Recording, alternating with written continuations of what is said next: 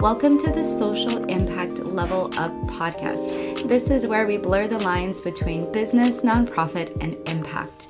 Social entrepreneurs in our community share their stories of how they are changing the world and building a legacy of health, wealth, happiness, and wellness. I'm your host, Wendy V, along with my co-host, Rodrigo Bravo. Together, we're social entrepreneurs building a collective of impactful humans who are going to make this world a better place. We hope you'll join us. Here's today's episode. Hey, social entrepreneur land. This episode is for you if you are still trying to figure out who is your ideal client. And even if you know who that is, you probably need to know, how are you going to meet up with this person? We are here to give you the best tips from our journeys on how you can connect and manifest your ideal client right now. We are here today to talk about manifesting your ideal client. And that can be in two different ways, because in this club, we have people who are nonprofit leaders, we have people who own their own business, and then we have people who work for other people. So there's a lot of different options of what that means when you're manifesting your ideal client. So I didn't want to leave anybody out. I wanted to make sure that folks had the ability to identify with the topic according to what they do and to bring their own conversation about this topic. So that's what we're doing today. Hey, Latoya, I see you. Hey, Tiffany, I'm excited you're here. I'm going to invite you guys up. And there are definitely more people who are going to come to this stage as well as we have the conversation. I think Rodrigo should be in here in a second. So cool. Well, good to see both of you. First of all, how are you guys doing? So let's do a quick check-in, and then we'll get started on the topic. Hello, I'm excited. We're going to be digging into this manifesting your ideal client. It's been work that I've been doing even more of. I've doubled down on this in the last couple of months, trying to hone in on the practices that we're embodying in our lives, and as well as in our outward-facing content. And I'm excited to hear what you have to add, Wendy, so I can add that to my list of things that I'm working on, and also just contribute some concepts that we've been learning as we've been investigating this and practicing it. So I'm excited about having the conversation today. Cool. Yeah, I'm glad you're here. Hey, Tiffany, how are you? I'm good. It's funny. This is exactly what I'm working on, is manifesting better clients, especially for my real estate business. And, manifesting the right people to fund my nonprofit. So that has been in my prayers and in my focus. So this is perfect. Cool. And I shared the room. So if you guys want to share the room, feel free to, and then we will get the conversation started if we check in with Rodrigo and Toyin. Welcome to the stage. So Rodrigo, how are you? We're just checking in real quick and then we're going to start talking, but feel free to say hi. Hello, everybody. Just happy to be here as always, Wendy. I had a fantastic weekend. I was in Houston. Got to see my oldest, hung out with him, dropped off my youngest with his mom. Just to give everybody a background. I've always been a great dad, and I never thought I was a weekend dad. And my son now, he's 17 now, and he's lived with me for the last year and a half. And I realized how hard this whole time. I've realized now how hard single moms have it. And this week, I do not have my son with me. And instead of partying and instead of like going out and doing this and that, I am right now in my boxers watching a YouTube video while I talk to y'all. And it is fantastic. Just the fact that my son is not here bothering me with some question or this and that, it really just offers perspective more than anything. I've grown to appreciate the sacrifices that my son's mom, both of my sons, I have two boys and they both have different moms, the sacrifices they've made. So yeah. It was just a great weekend, but glad to have the next week off from my youngest. It's like a vacation from your kids' spring break. Hey, Santi, let's go to you and then we'll go to Toyin real quickly. Just checking in with everybody. How are you? What's going on with you? And then we're going to start talking about manifesting your ideal client. I'm doing well, and good afternoon, everyone. Good. I hope everyone had a happy and healthy weekend. Everything's all good over here. Just working and maintaining. This weekend was pretty exciting because we are planning my daughter's quinceañera. I can't believe she's almost 15. And it's crazy because like literally 6 weeks ago we had a conversation, myself and her mom, my ex-wife, we had a conversation about it, and we kind of just came to the conclusion that we're going to do a Sweet 16 because of we didn't know what was going to happen with this Omicron variant, and like the numbers were spiking, and so a lot of uncertainty with that party because she's literally turning 15 in 7 weeks. So again, just kind of like trying to figure everything out. And yesterday we had a conversation. We're going to push it to July, and we're just trying to get all the parts in order to put this thing together. But for me, it's a little surreal that, my whole life, right from like right out of high school when I started working in politics to like being in the real estate game by myself and military wise and all that shit. Excuse my language, ladies. I was always the young guy in the crew. Like I was always the young buck. And now, I have a 15-year-old, almost 15-year-old, that we're celebrating this huge milestone. So very excited. As Rodrigo and Wendy know, I'm a huge daddy, daddy's girl sort of guy. So for my princess to just kind of be hitting this milestone, I know that I'm already practicing because I know I'm gonna be balling out for like the daddy daughter dance and all that good stuff. So very excited about that and a lot of good stuff. So thank you. Cool. And congratulations to you for keeping your child alive for 15 years. That's a plus for sure. And Rodrigo, you for managing yours solo for the last year. That's a lot. So Toyin, how are you? We'll keep checking in with everybody and then we'll get started. I'm going to invite Jessica to the stage. Thank you so much for having me. This is my first time here. I'm joining you from Chicago. It's been a busy week already, but I'm happy to just relax and learn and hopefully share as well in the room. Thank you. Yeah, oh, glad to have you. Make sure you join the club if you don't already and follow all of us in here so we can find you and connect again. Hey, Jessica, how are you? And we'll get started right after you with talking about manifesting your ideal client. So if you want to roll into manifesting your ideal client and some thoughts in your update, and then I'll go right after you and say some stuff. We'll kind of then just popcorn it.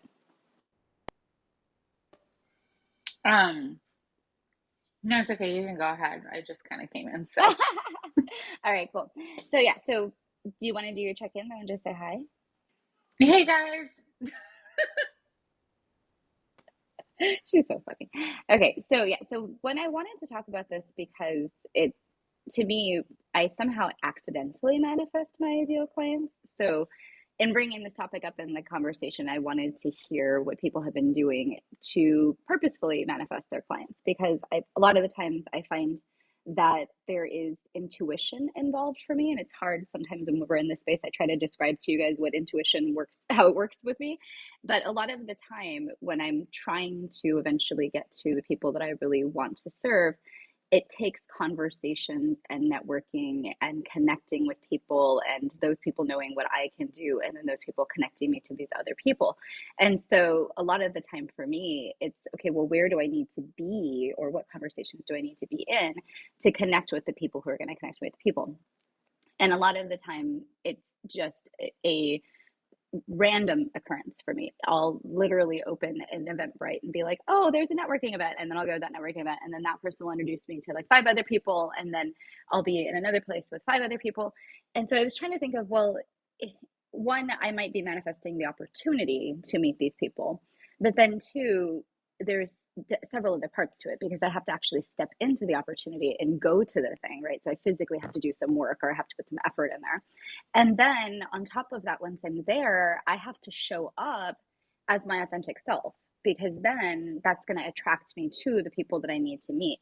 And if you guys haven't read The Celestine Prophecy or The Alchemist before, this is totally based off of those books. So just stick with me. But if you read it, you're going to totally get it.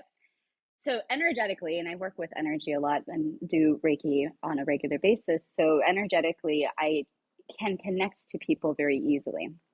This works both in good and bad ways, right? So in the good way, when I enter into these types of rooms, there are people that I automatically feel pulled towards and that I just go up and say, hi, I'm Wendy. What's your name? Or hi, I'm Wendy. I'm a business coach, blah, blah, blah, whatever. And I introduce myself and then I just say, can I talk to you? What's going on? Can I sit at your table? Can I chat with you? What's up? Blah, blah. And every single time I've done that, it's done a couple things for me. One, people are amazed that I just walk up and talk to other people. This is apparently a skill not everybody has.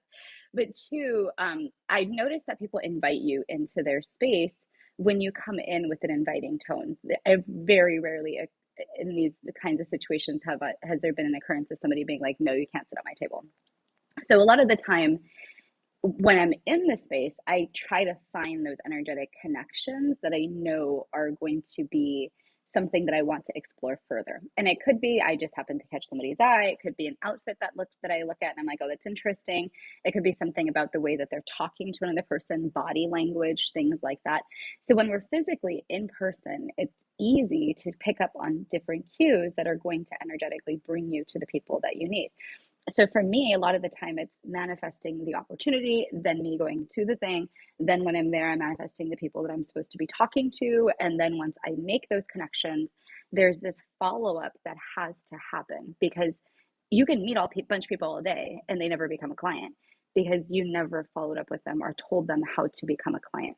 So there still has to be this other step after you've gone through the practice of finding these people to then make them a client, and whatever that means for you. So for me, that means today I just sent out a bunch of emails. I added people to my email list. I went and found them on different social media platforms and followed them everywhere. I sent them messages. And so there's little tiny things that need to happen.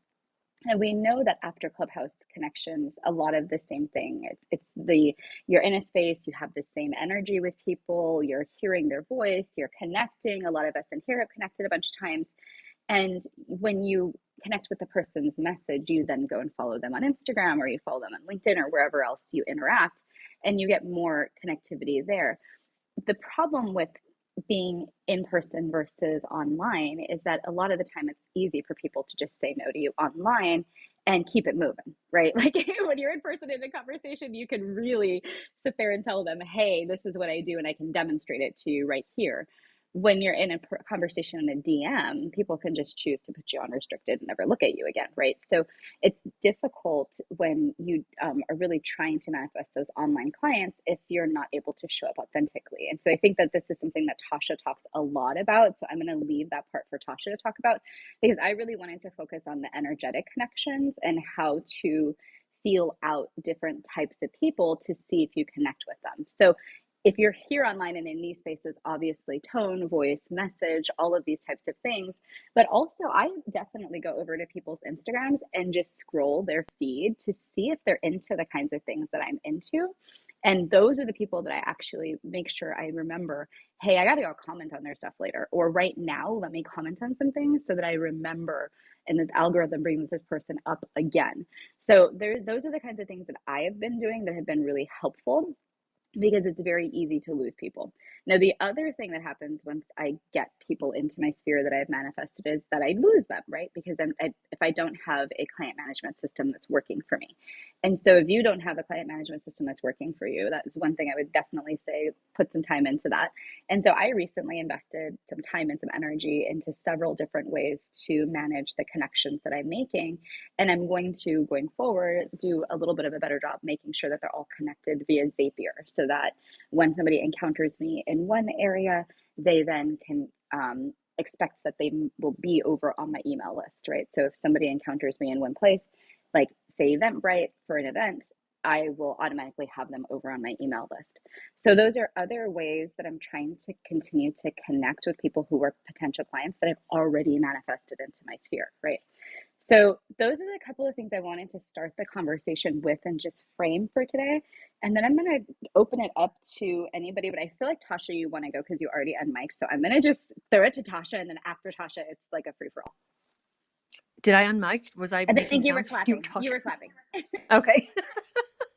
Okay. Sometimes, that's one of the biggest fears we have in Clubhouse, is that I'm going to be doing something that nobody else should hear, and be accidentally unmiked. You had mentioned there would be something that you thought I would talk about, and I didn't write down what that was. Can you refresh me what you thought I would be talking about with this? Oh, showing up authentically. Yeah. Okay. Thank you. Yeah. So there are a couple of things that I found over the years in manifesting your ideal client that are so crucial. One of them you mentioned, Wendy, the follow-up process is super, super important. And this tends to be a not a strength for extroverts, generally speaking, and not because that they're incapable, but because they're often so attracted and magnetized to more people that the follow-up part is not as fulfilling for extroverts in general. But one of the things that I've learned and have been prioritizing in my manifestation practices across the board, but especially with ideal clients, is the preparation. And when I say preparation, yes, of course, the systems that you were talking about, but also preparation in my ability to do the thing that I want to do in that future version where I'm working with that client already. So for me, it's become a lot of embodiment practices. These things that I'm teaching and these ideas that I'm showing and telling people they can do. Am I actively showing other people that I'm living that way? And for me, that's become about preparation, because if I am daily living these concepts and living these ideals, it's going to be easier for me to be prepared to answer questions and to help get them to the next level of whatever they're working on in terms of the recovery journey from perfectionism and trauma and those things. And so preparation is actually my go-to method for manifestation. And this works on all forms, on all levels, whatever you're trying to manifest, but preparation in all aspects, physically, mentally, emotionally, and spiritually, as well as financially and systems and processes wise.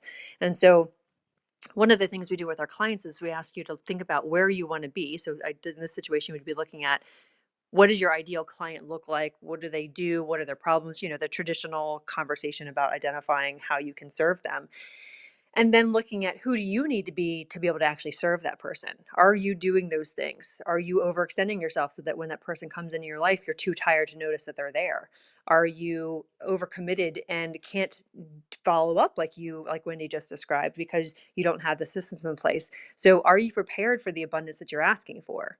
Are you prepared to have, maybe 10,000 more followers on Instagram, or being invited to co-moderate or collaborate in all these different places so that you can reach more of your ideal clients? And this is the part that I think a lot of people miss out on in terms of manifesting your ideal client. The person or the people or the groups that you want to work with, they're all out there. There's 7.8 billion people in the world.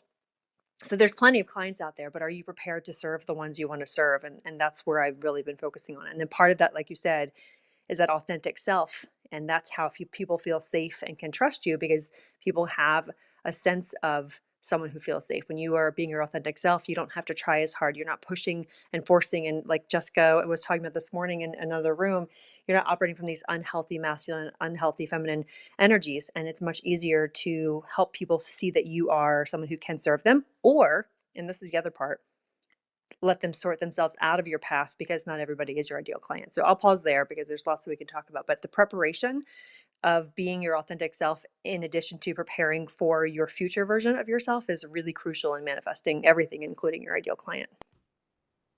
Yeah, and I think that that's the part of the showing up, right? Because you're really showing up for yourself first, so you can serve other people. And like that's where we get sometimes lost, is we're like trying to serve other people, and we're like, and I'm not doing the thing I'm telling the person to do. So hey, Rodrigo, or anybody else, feel free to jump in. It's just kind of get popcorn style today.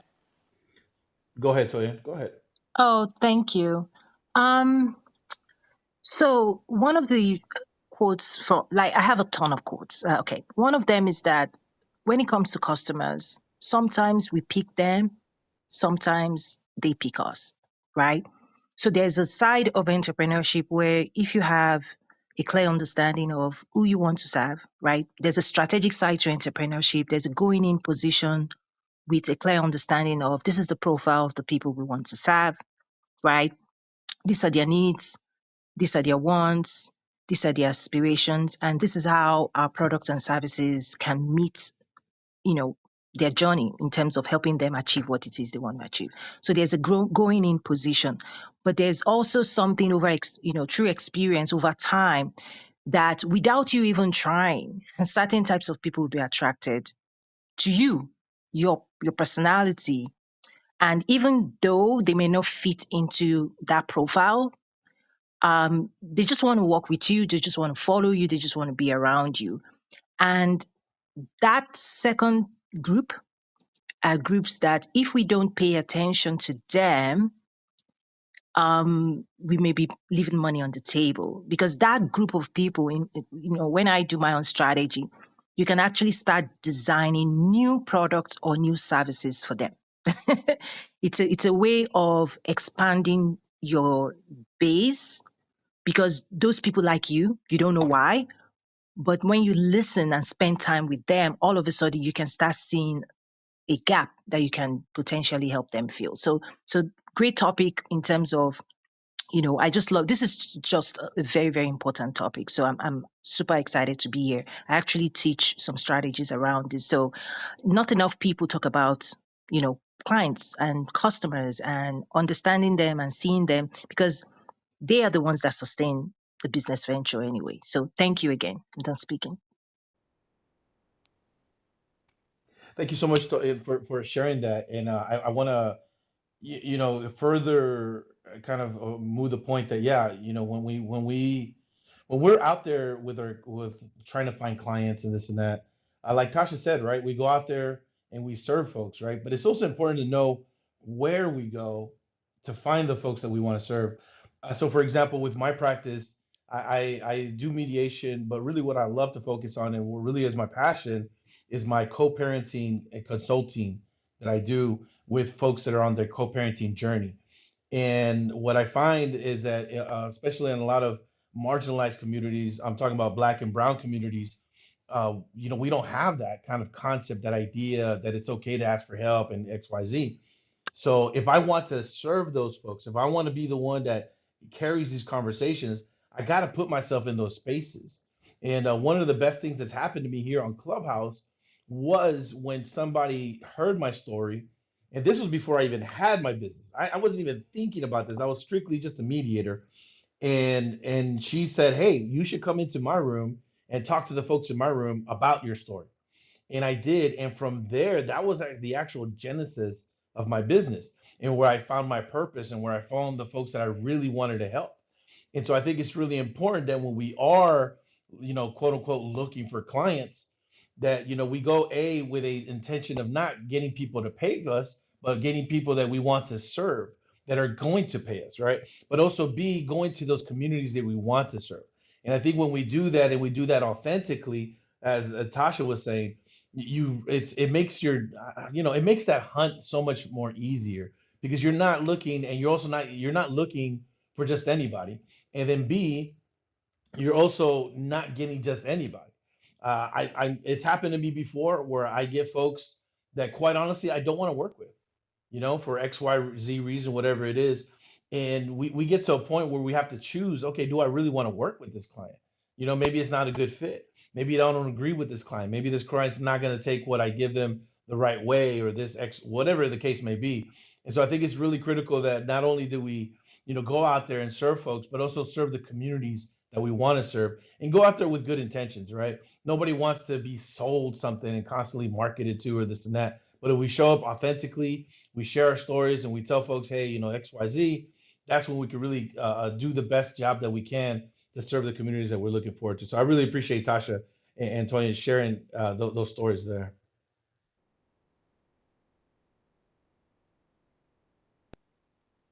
Anybody else on the stage want to share? I actually have been struggling with targeting my avatar because I'm trying to figure out what my avatar is. And sometimes, like, depending on what you're doing as a service or product, you kind of like want to lean towards the mass. But then, even though a lot of people can qualify, like you have a huge. Hey, Abraham, it's good to see Sorry. you. I love that. Sorry, my wife is in the car. I think you need to go make a pit You stop, gotta bro. go You make better a pit pull stop, over bro. at the gas She station, thought bro. I was recording a Yeah. video.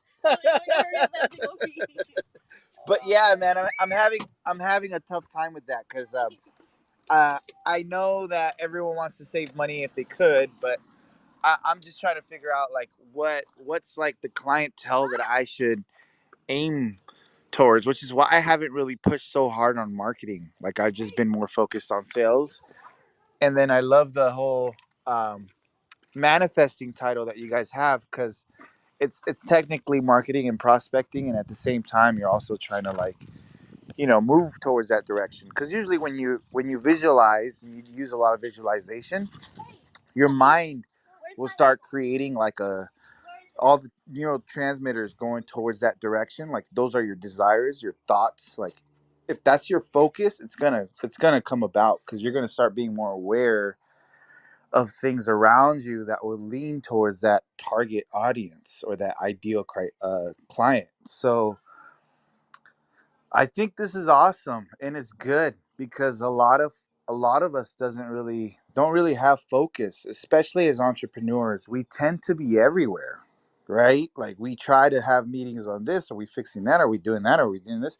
But if we get focused on like just one or two things a day, or for the week, or for the month, or whatever your goal is, to like double your income, or to lean towards the goal that you're trying to get, I think this extreme focus of just manifesting your ideal client is actually awesome. So a lot of people see manifesting as like, oh, if we talk about, comes about, for me, it's like focus. Like, if you have your thoughts, your desires, and everything towards that one objective, it's gonna come about.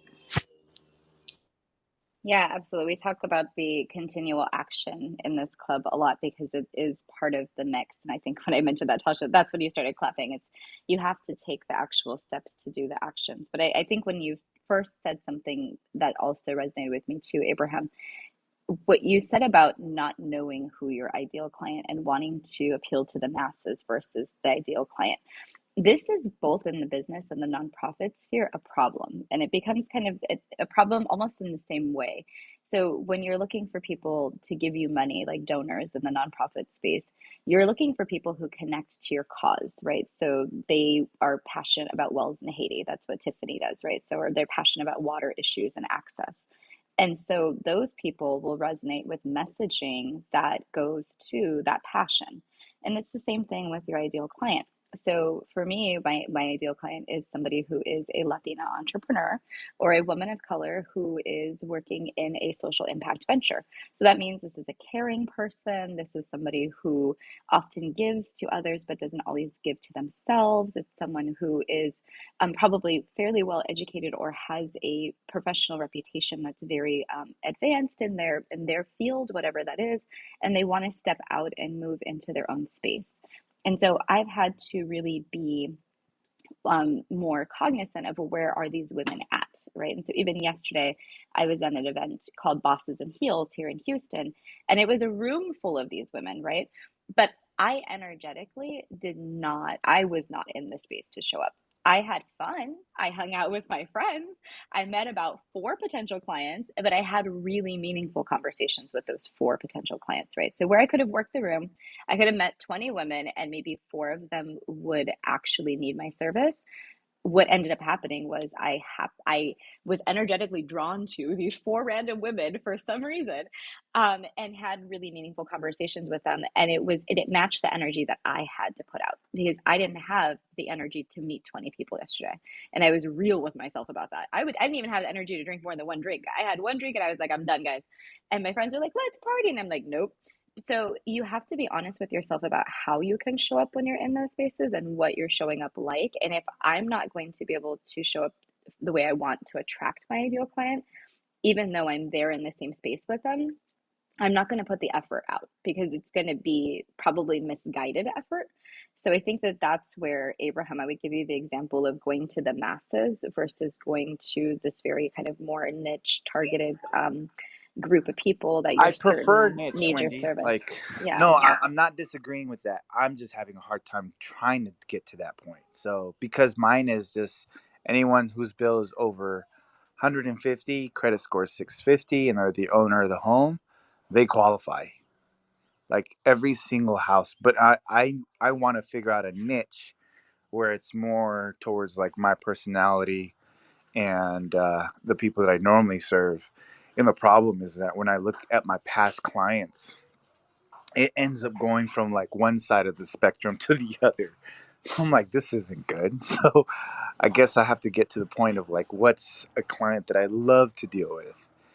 And I'm kind of just struggling with that and trying to figure out like what's the niche for myself, because anyone can get solar if if they just want to save some money and they have the credit score. But for me, it's like, okay, well, who do I want to deal with? And that's kind of like where I'm at with ideal client. So I just love to be in this room and hear what everyone else says, and kind of just gives me a couple ideas and just gets that ball rolling in my brain and trying to figure out what's perfect for me. Yeah. And Tasha, do you want to jump in? And then, okay, and then obviously Rodrigo, go for it. Oh, Rodrigo, do you want to go ahead? Very quickly. So the one thing that's really helped my business out is that I always approach things from an educational standpoint and more of, letting folks know what's going on, how my services, blah, blah. Not necessarily trying to find that niche, but what I found is that there are people that need my services more than other folks. And so when I do that and I cater my program to them and they know, hey, I'm here for you, I'm here to provide, XYZ, this and that, it resonates with them because they feel, hey, you know what, this guy understands me. And I think a lot of times when folks are to especially in a new industry or something new, for example, like you do solar, Abraham. Not a lot of folks know about solar, right? And especially within our own communities, right? That might be something where you say, hey, you know what, I'm going to be kind of an educational tour de force regarding solar to my community. Introduce folks to solar. That's kind of been my approach when it comes to co-parenting, consulting, and coaching. Folks don't never. I mean, there's very niche. Not a lot of people have even heard of that. There's not that many folks like myself out there right now. But when it comes to my folks, I really cater to the communities that I want to serve, and I let them know, hey, these are the services that that can happen. This is it, this and that, and it hasn't been in a salesy kind of way, but more of a educational kind of way. And when I show up to those rooms and I talk about my experiences and I talk about this and do that, it's always been in a way where the clients find me as opposed to for me finding the clients, and establishing that relationship, engaging with them in a way where they feel like, hey, I want those services, not necessarily that like I sold them the services. Hopefully that helps out a little bit. I know Tasha wants to provide some value as well regarding this conversation. Well, I was just clapping because that's such an important part. One of the things that I was not good at for very long was being visible so your people can find you. And this is the other thing about manifestation. Instead of using the hustle and grind culture of like, I've got to go scour and work and, grind out 15, 20 hours a day trying to find the people to sell them things. The other side of that is making sure that you're visible and people can easily tell if you're somebody that they want to buy from, right? To invest with or work with. And so are you visible enough for your people to find you? And when I asked myself this question like a year ago, a little bit over a year ago, I was like, well, that's a big fat no. And so it's a matter of using the social media tools, obviously, that we have, and making sure that you are visible so that your people can find you, so your ideal clients can find you. And part of that is knowing what your core values are. And this is a little bit of a steering away from conventional business practices where you're not supposed to have a personality, right? But we all in this room know that that's not how business operates now. Now we know that to build the like, know, and trust factor, you have to actually, like Wendy said earlier, be authentic and be your full self. And so in addition to what Rodrigo was saying is about educating, introducing your concept and the concept behind solar to different communities that you can relate to. The other side of that, because I think you can approach this with in these two phases, educating and introducing this concept, but also going to places where people are more likely to already be interested in this.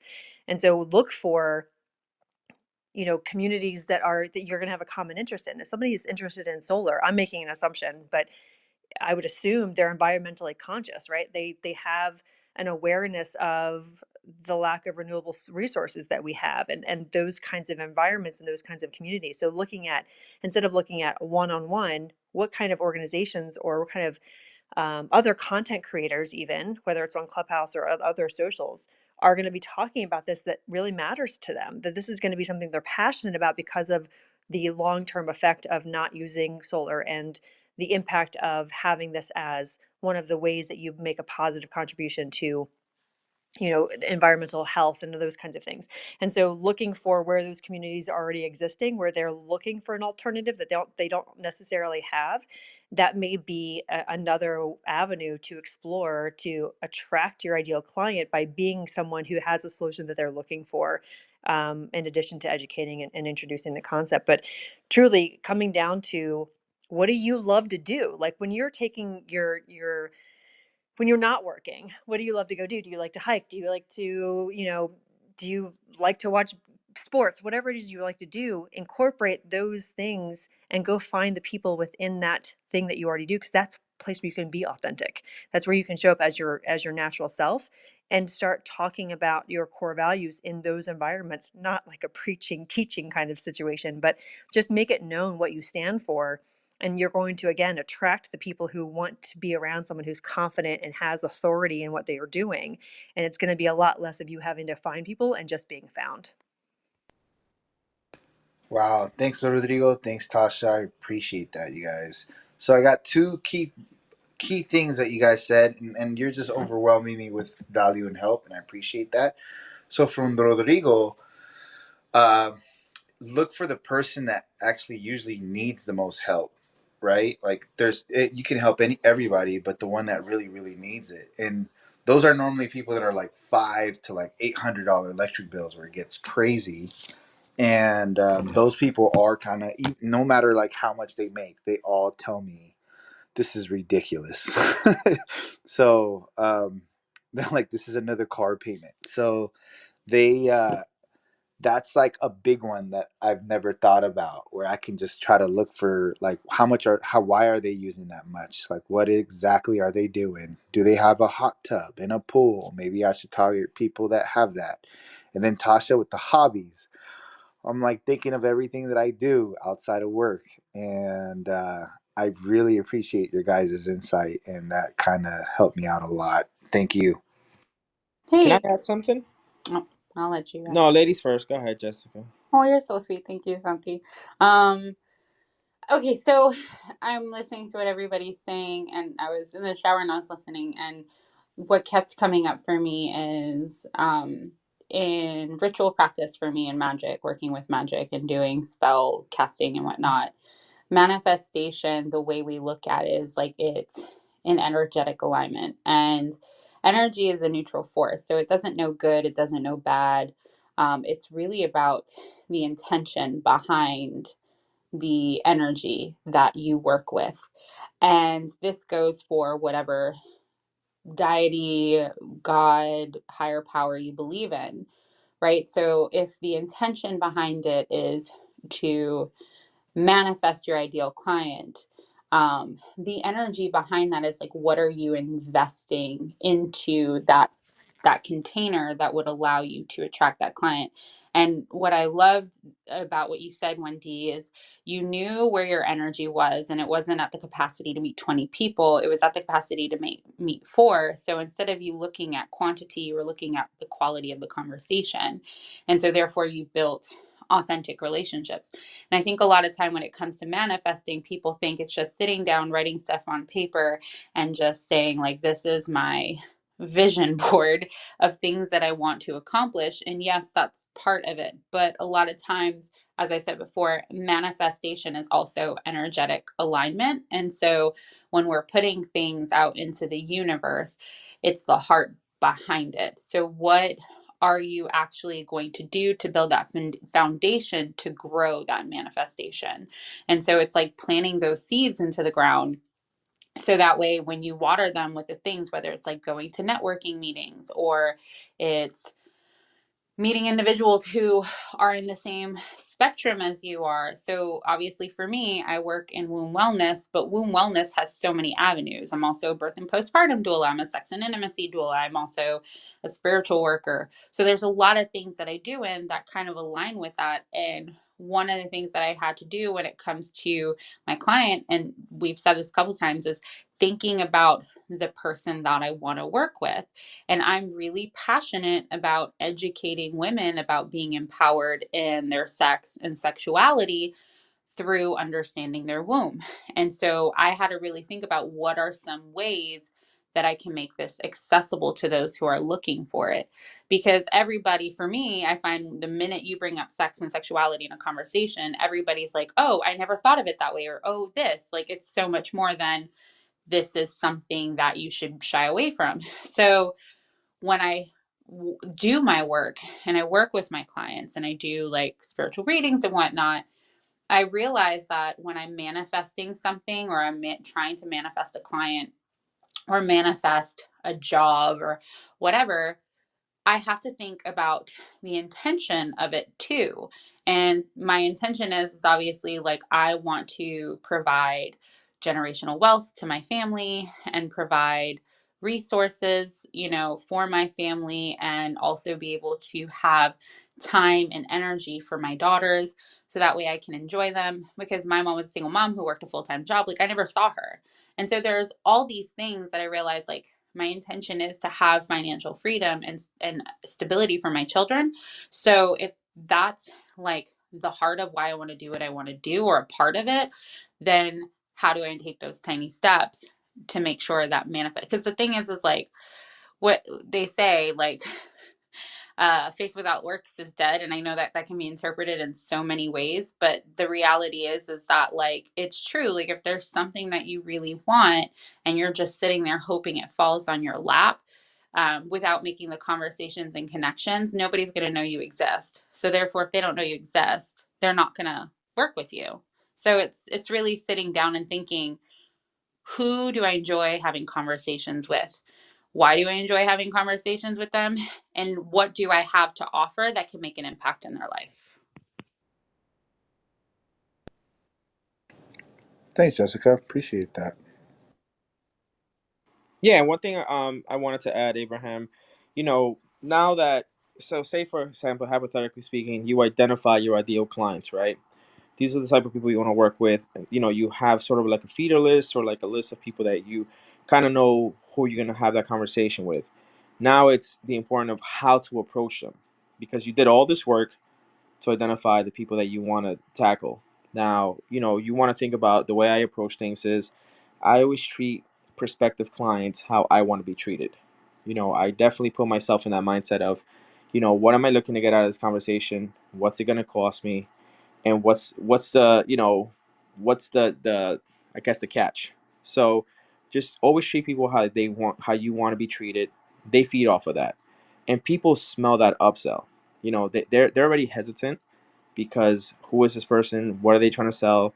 But you're coming at them with education. You're providing a lot of value without them even breaking out the checkbook at first.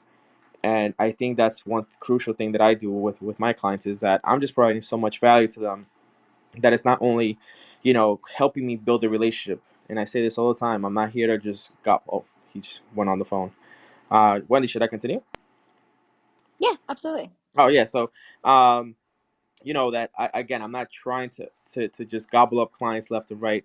I'm really looking to build relationships, because at the end of the day, what us entrepreneurs have in common is that with our clients, we're getting just, that client is going to lead to another client, and so on, so and so by providing that value, where they're trusting you, they really like you, they're more likely than not, when they hear that, hey, I need this. Well, I'm gonna talk to my guy to give you a call, because he was amazing. He was great. Really took care of us. He didn't try to sell us anything that we didn't need. We didn't need. He was just, very ethical, and that's what I really like. So again, just having that mindset of you're not picking up clients. You're building relationships. You're taking real. Cut out there. I think, yeah, something. I think you cut out at the end, but you guys are all saying such beautiful things. I think that Abraham, this is essentially the core of the problem too for, a lot of folks. So who do you actually enjoy spending your time with? Because you can probably get money from just about anyone, right? Like I think any of us could see how other people other than our ideal client could be clients. And I think to Toyan's point, well, those people might have products that are great for them, but it might not be the thing that we are selling right now and that we want to find our ideal client for. And so there's a lot of matching that needs to happen. And like Jessica reminded us, that's all energetic work, right? So those are the things that we're doing when we are trying to manifest our clients. And so I love this conversation. I know we'll go for like about to the top of the hour. And so I'm going to invite everybody who is listening. I'm going to reset the room really quickly. So this is our Money Mindset and Manifestation Monday room. I'm Wendy. I'm a coach for socially conscious entrepreneurs and people who want to make an impact through their business or their nonprofit. So, if you are here, more than likely, this is some type of a thing that's important to you where you want to help other people. And so, finding your ideal client means essentially that you are making a difference for somebody else, you are helping other people, and you are, essentially changing the world because the things that you provide could actually be very meaningful and purposeful for somebody else's life. So, we are here today, and we're here every Monday for Money Mindset and Manifestation Monday. And this is usually, like I said, it starts at 2 p.m. Eastern, but you can come back on Wednesdays, and we'll be here at 4 p.m. Eastern for the Social Impact Entrepreneurs Collective. And exactly like what you're seeing right now, where folks are pouring into each other, supporting each other through challenges, and making sure that you have really solid advice from the community. That is also what we carry into on Wednesdays. So, I want to welcome everybody back for that conversation on Wednesday. It will be about income versus serving. So again, still continuing the same theme from this week. How are you looking for these clients? And when you find them, how are you dealing with those times when you're not actually making any income because you're really providing service to the people, but it's not necessarily getting you money that day? So that's one of the conversations that I wanted to have in this club.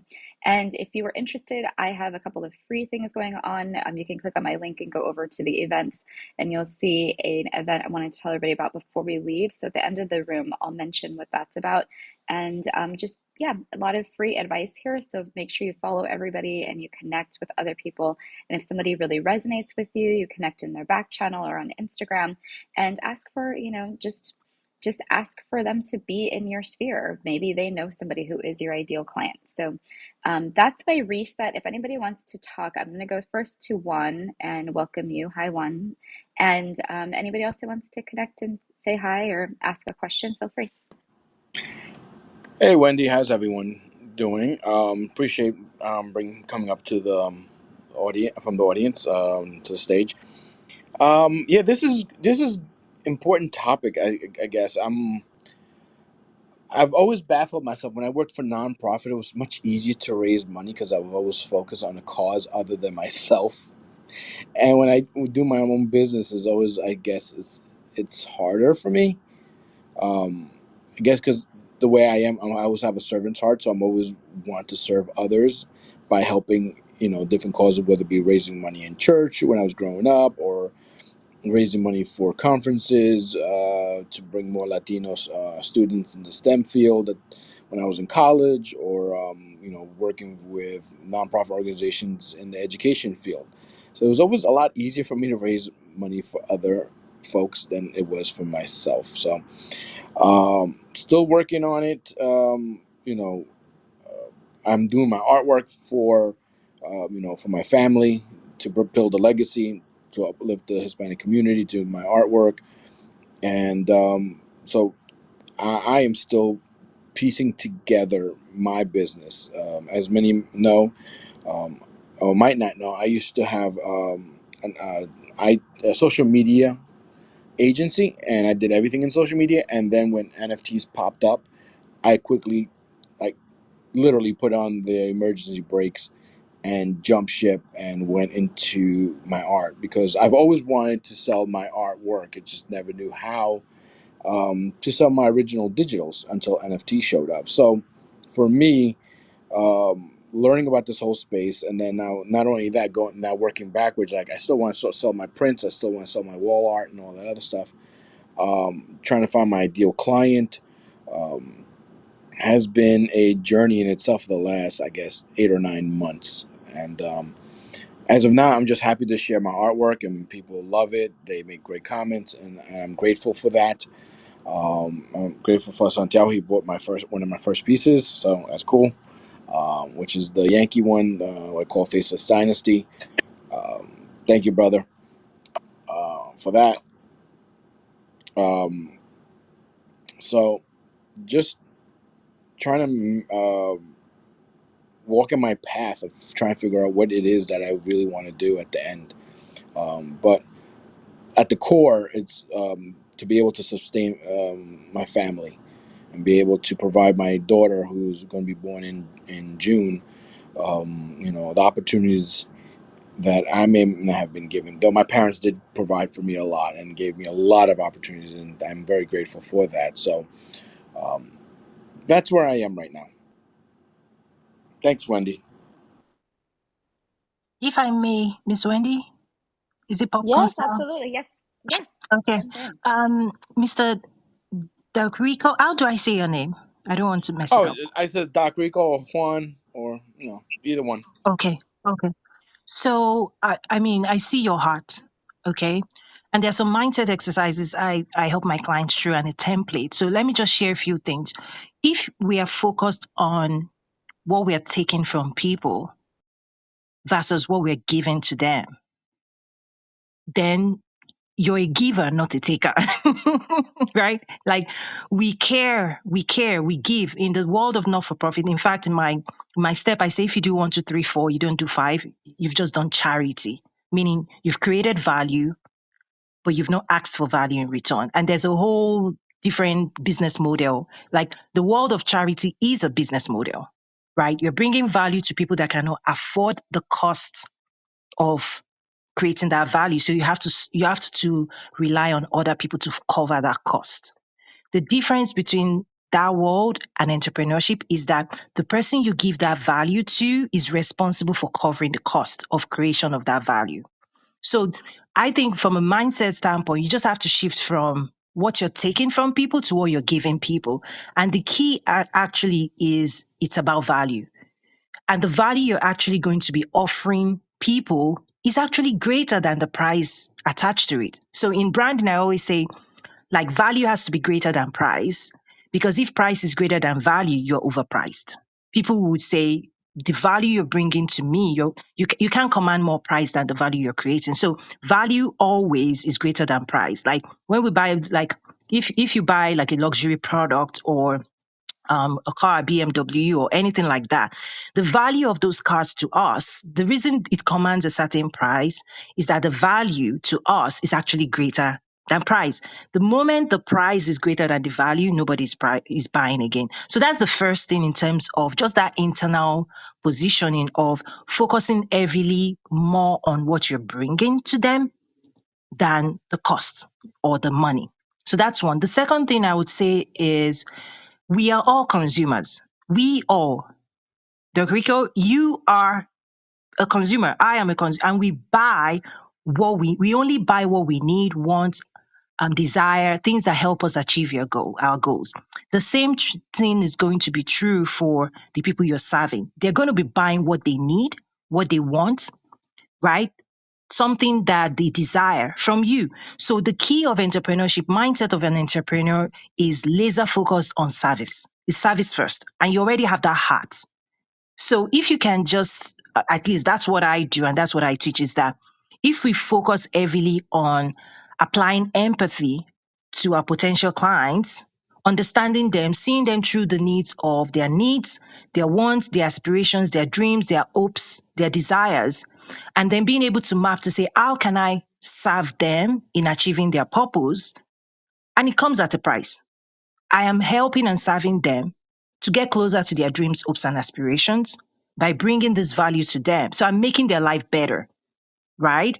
And it comes at a price, because if they cannot afford this value, then you give it free, which is the world of charity. But if they can afford the value, then absolutely. So I hope that helps. But there's a whole lot of, I understand. I come from a faith standpoint. This is the struggle, right? Is that we will give everything anyway. But that's not entrepreneurship. The world of entrepreneurship commands value in exchange for creating value. Thank you so much. I'm done So speaking. thank is Toyin, right? Yes, sir. Thank you very much. I really appreciate what you said about value, and the way you set it up, price versus value, and because with my social media, I understand the value and I can easily sell that. With my artwork, I was trying to figure out what value, besides having a beautiful painting in your house, what value might bring into the table. And I haven't really been focusing on that because I've just been focusing on my art lately, and then just making sure people know who I am. And I'm trying to transition into the other place, more of the business mind, and what you just said helped me understand a little more of what I need to do with the language I use, um, and how I want to help others with my artwork in one way or another. And one thing I just thought about right now is that, you know, I want to help young collectors collect artwork. And I myself am starting to be a collector, and I'm trying to see how I can bring value to the community by helping those who've never collected learn how to collect, as I'm also learning how to collect and drawing at the same time. So I'm gonna sit on this, and I'm gonna meditate, and I'm gonna start writing some stuff out as to creating how I can bring value to folks through my artwork and what I do. But I do appreciate what you said, because it really has given me some better understanding. Yes, the key as you do that exercise, here's the key. Step away from your own emotions. Like really, like forget yourself.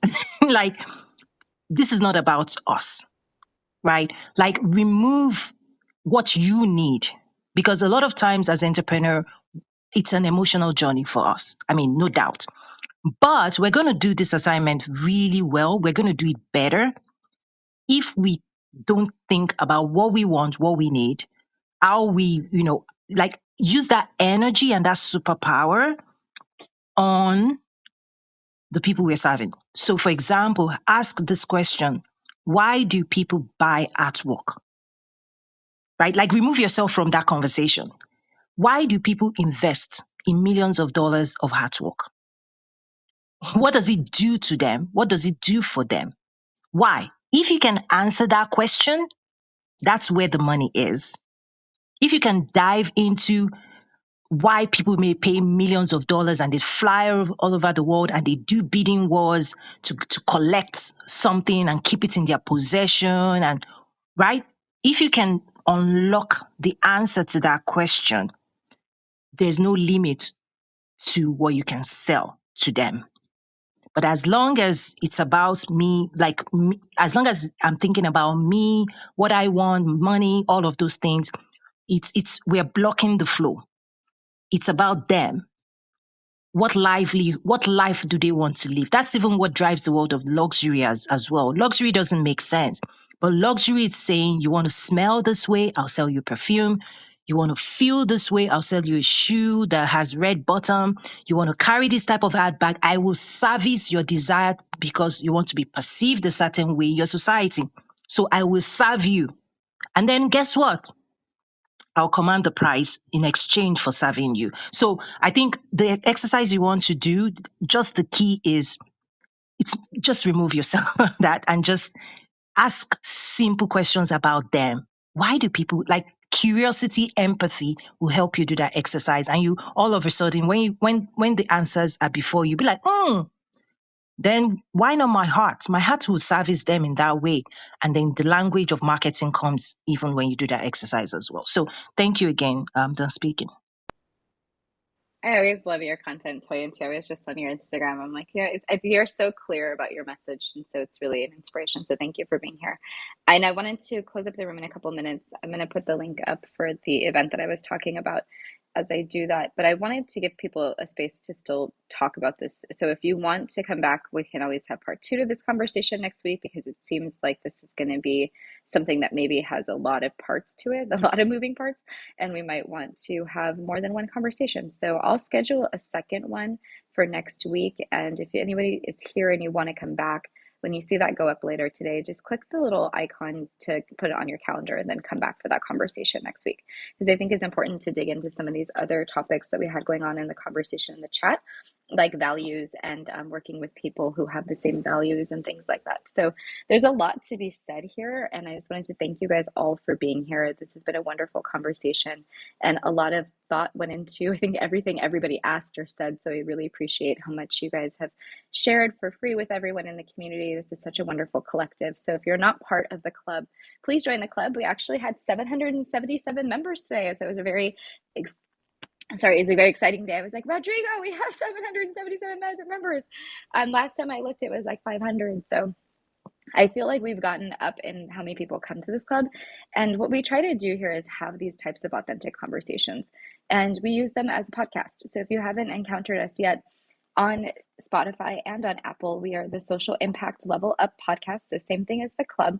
Go over there and follow us in one of those places. But if you are interested, come to this webinar on, I think it's the 4th of April. I'm going to be talking about building social enterprises.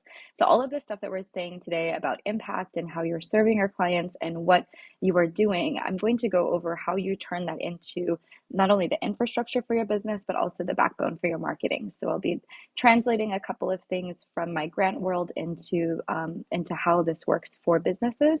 And it'll be an interesting conversation. So I just want to encourage you guys to come to that. And I'm going to let anybody else who's on the stage, if you want to say anything else, feel free to take a minute to say any other points. Love the growth that we've experienced, Wendy. Really, just kind of being consistent, right? And being our authentic selves. Authentic gets such a bad rep. Everybody overuses the word. But when it comes to this stage here, we really are entrepreneurs, you and I. And we both have the yearning to make sure that we do something with that spirit. And so, when and really, you decided, hey, I want to make this club up and let's team up and this and that. I really didn't know what was going to happen. But again, manifesting your ideal client means also manifesting your ideal audience, your ideal community. And I feel like that's what we've been able to build here with the folks that are in both here on stage that have followed us, that are here in the room as well, making sure that we all have that same spirit when it comes to building our businesses, manifesting what we want, and creating the social impact that we hope to be able to make. So I just want to commend you for the vision and just thank everybody for being here on stage and for consistently showing up and making sure that we have these authentic conversations. Because at the end of the day, especially if you're an entrepreneur, we all struggle at some point. Okay, we don't know the right things to do. We're stuck in a rut. We are having something going on that maybe we don't understand. But by being a collective and getting together, there might be somebody else that's already gone through that and can help each other out, or somebody that has a program that will be able to assist us in one way or the other. And so I'm really happy to be a part of this community. And again, thanks to everybody that's helped us grow. Appreciate it. Absolutely. Thanks to Tasha and Santi for always rolling in and being wonderful co-hosts with us for this effort. And yeah, this is just a genuine space for people to connect. So I hope that you guys are also connecting out of this space. But make sure that if you do need something, you reach out to one of us to have that support. So Rodrigo and I are always available via DMs. You can just reach out, and we'll be happy to support you outside of this space as well. Thank you for joining us for another episode of the Social Impact Level Up podcast. For me, Wendy V, and my co-host Rodrigo Bravo, we sincerely appreciate your follows, your likes, your subscribes, and your shares. Make sure that you're reaching out to us on social media. We'd love to hear from you. Have a wonderful day, and remember, keep changing the world.